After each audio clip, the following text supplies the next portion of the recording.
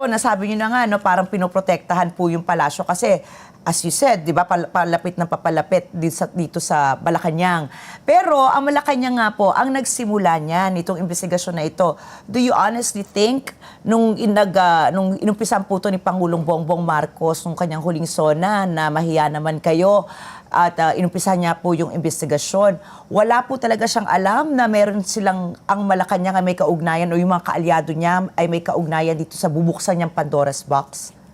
Do you think he was innocent? Do you think he's innocent? Do you think, or akala lang niya iikot-ikot lang? Ricky, I used to be in government for 15 years.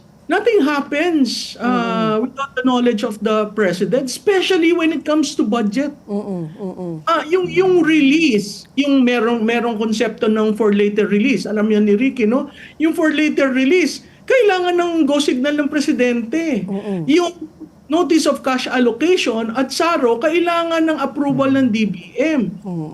Pero yon kailangan may sulat. Go ahead, release it. So, ako, ang sense ko, hindi niya siguro akalain na malaki ang lawak ng nangyari. Posible na ilang tao lamang yung nakakaalam. Pero pagdating sa House of Representatives, kitang-kita naman inalaw niya si Speaker Martin to control the show in the House of Representatives. Kaya nga ganun yung tenor niya na ilang pa bang bahay, ilang pa bang Ferrari, di ba? So, ang sense ko, alam niya. Ang problema lang, Ricky, dun sa campaign na yon, walang exit strategy. Ayun, Diba? Gusto niya magkuha ng anti-corruption, pero sandali lang, paano tatamaan ang mga kasama ko? And you have to understand, this is a Rainbow Coalition. They have majority, the super majority in the House.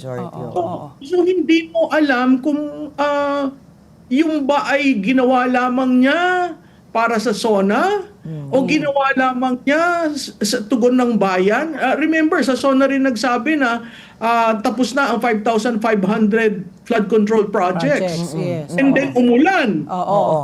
Kaya nagalit ang taong bayan. So, I think the diversionary tactic was good, but when confronted with all the mess, you have to deviate.